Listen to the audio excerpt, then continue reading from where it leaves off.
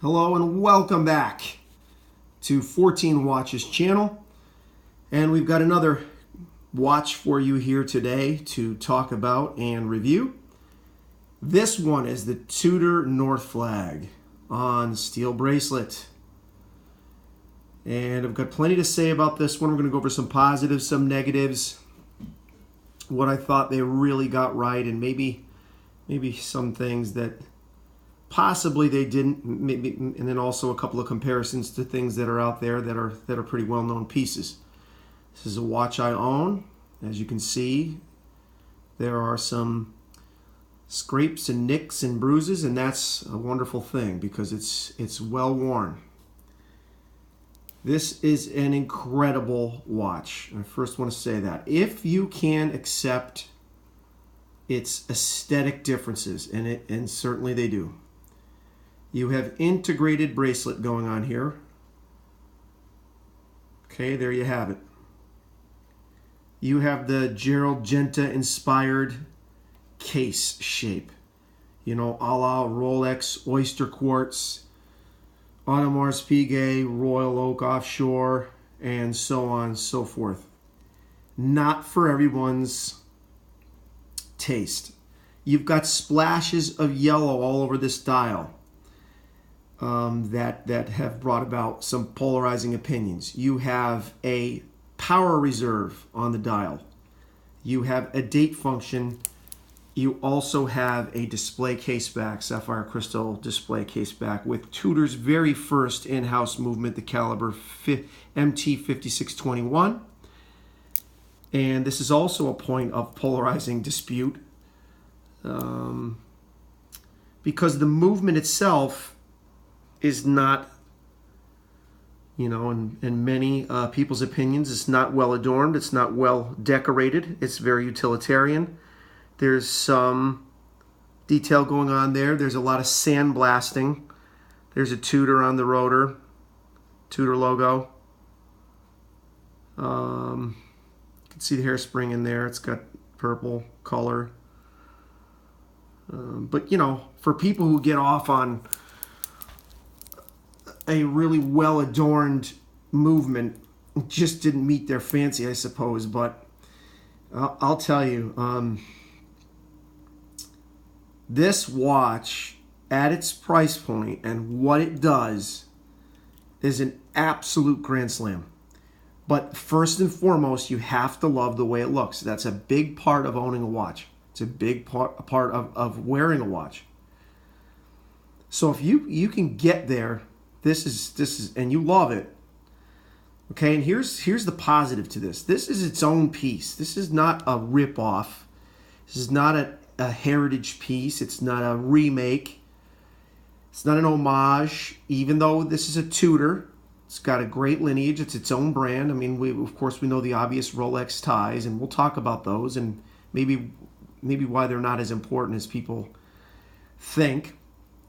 But it does have its one foot in a heritage sense, in that the minute and hours hands, and also the font of the 12 and 6 are really from the Tudor Ranger 2. You know, a bit of an older vintage piece that I absolutely love. I'll tell you right now, if I was going to buy a vintage Tudor, I'd go after one of those, which is probably why I love this watch so much. I really like it. I dig it. So let's go over the positives. Number one, it's an original. And as long as you like that original look, then that's a plus. Okay, nothing wrong with a Black Bay. But we all see the sub ties there, right? So it is a bit. Here's a Black Bay right here. This is the Black Bay Steel, personal watch of mine. Amazing watch.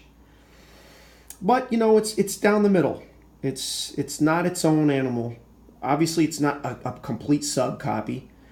There's a lot of things about this watch that are different enough, but it's still in the subcategory. It's a diver. But this is not necessarily an Explorer 1. This is not an Explorer 2. I have an Explorer 2 right here, Polar. I'd say it's in those category of watches. But it's its own guy. Wonderful date function.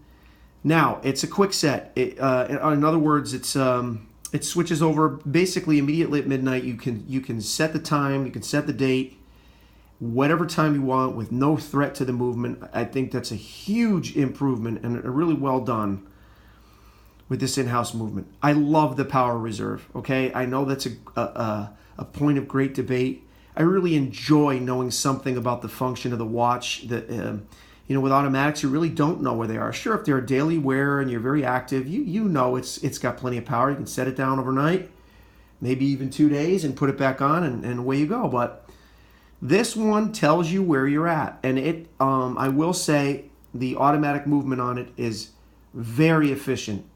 Overnight, it'll go down about a bar, maybe a bar and a half, and then after about 2 or 3 hours of my daily activity, it's right back maxed out. I do not have to manually wind this when I wear it regularly. I love the yellow seconds hand. I love that little loom trapezoid, or whatever you want to call that there, ticking away towards the end of the seconds hand. I really like the applied indices. And they have this wintergreen color. The loom color is closer to chromalite rather than superluminova. The loom on it is very, very good when it's charged. The charge doesn't last really a wonderful amount of time. I'm a loom junkie. I like it to be very bright. So I really like it when it's fully charged. If you put it under a light, it just glows. But then, a few minutes later, it really kind of dies down, and then eventually it's really illegible. So that's all right. That's not the end of the world. I mean, for an explorer piece, it's supposed to be an outdoor watch, trail watch, that kind of thing, outdoorsman's watch. It should be a little better. The legibility during the day, the hands are huge. The indices are very clear. There's great contrast. It's a very easy watch to read the time quickly. Love the date. I like the Tudor logo. I like the text. I like where Swiss made. Swiss made isn't super small, and a lot of Swiss watches you can hardly read it. So I kind of like that. I actually like that factor. Brush throughout. Here's one of the cons. On the integrated bracelet, I actually think it's a pro and a con. I like how the links fold completely up. Let's see if I can show you this a little better. They'll bunch right up, and that actually adds to the comfortability and the wearability of the bracelet. But what you get is some wear here. As you can see, it has scuffed away at the brush marks. I mean, whatever. A watch is meant to be worn. It's just not a collector piece. It's at a $2,600 to $2,800 price point, which I think is an absolute sweet spot for what this watch brings to the table with the Rolex heritage, the in-house movement. I love the display back. I think that's so cool they went there with it. I know it's not the kind of watch that you would normally think would have a display case back, but I think the significance of that and the onus to go in that direction was that this was their very first in-house movement for the North Flag. And they wanted to say, hey, look, hello world, here's our first work of art. And they've been very clear, and I've said this before, to separate themselves from Rolex with regard to their in-house movement. They've pulled no punches to say this is our creation, and we have created it independent of Rolex's guidance. And it goes to show me that they don't want to be Rolex's little sister, all the time. Now, interestingly, there's a kind of a double-edged sword there. You can't have your cake and eat it too. I think a lot of Tudor's success comes from their association with Rolex. And why wouldn't it? A lot of people have the opinion of this is a Rolex at half the price, without the name. And, there can be a great argument to be made for that. I mean, we all know Rolex's quality. I have Rolex, and there are features that they do better. But are they worth the upcharge of 40-50% depending on the model and condition? You can debate that. With this watch, you get the best of both worlds. You don't have to buy in for crazy dollars. You're getting an incredible Swiss-made piece with great heritage, but it's its own animal. The crown operation is phenomenal. It engages and disengages very easily. The watch winds very smoothly, a really butter-like movement. And the accuracy of setting the time, the hacking, all of that is just no wobble. You can get right to whatever minute you want to get it to. You can pull the crown, get it to stop there, time it up to your reference, and away you go. Case thickness is about 13 mil, just a hair over 13 mil. I think it's just right. If it were any thicker, boy, it would be too thick. And I'm very sensitive to case thickness. That's where the Black Bay in-house, I really feel like that was a miss. They made that watch too thick. This watch right here is at a thickness of over 15 millimeters. If you like a robust piece, this is the piece for you. But to me, I would characterize this watch as chubby. It's okay. If that's what you're going for and you want a thicker piece in your collection, then go ahead and get yourself a Black Bay in-house. You want the red one, you want the blue one, you want the black one, you want the steel bezel, whatever you want, but just keep in mind at 22 mil lug to lug, at 15 mil case thickness, it's a beast, okay?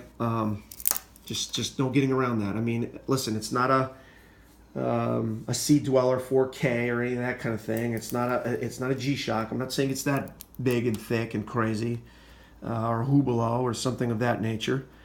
But it's big. This watch is just right. Now, I prefer, and my all-time favorite watch, here it is, the Polar 2, at 11.2 or so, 11.3 mil. The thickness of that is wonderful. I may be getting that wrong. It might be closer to 12 mil, but it certainly wears like it's 11 something. And I've also owned a Seamaster Bond, and that's razor thin, and that's a 300-meter diver. So I don't understand why these cases get so thick. I mean, obviously, you know, with the 70-hour power reserve on that watch, this watch has it too. It's not quite as thick. So I don't know why that one's as thick and this one isn't. Maybe it has to do with the depth. You know, it's a 200 meter. I think this is 100 or 150 meter. I don't have it off the top of my head. Who really cares? But I give this watch a 9.5 out of a 10. I really do. And taking a 0.5 off is really, really just nitpicking. For me. You don't like it? You think it looks like a mall watch? You think it looks like a shitter? Then that's totally fine, man. That's why that's why there's a million out there. There's other Tudors, there's other Rolex, there's other Omegas, there's other whatever. You like Seikos? You get what you want. But for me, this was a home run, man. I was really attracted to this for the features, for the appearance, for the lineage, for the fact that it's a standalone watch. It is unique. It's not something you're going to see every day. You know, the Submariner, you can make a case that's the greatest watch that's ever been made, but you can also say it's a dime a dozen. If you're looking to be a little bit different, this is a great watch. Black ceramic ring, another point of contention that I haven't mentioned. I really love it. It adds a little contrast between the steel brushed case and the round, flat, you know, kind of, I don't want to say generic, but just understated kind of bezel. Then you get that kind of black ceramic ring there that just kind of gives the dial a little bit of a presence, a little bit of pop-up off the wrist. And there's a lot of dimension to this watch. This is a very sophisticated, you know, almost modern. It's almost like modern art, really. I could see this in, you know, an Upper West Side apartment, you know, with a really keen designer. That's really what the vibe of this is. It's not old.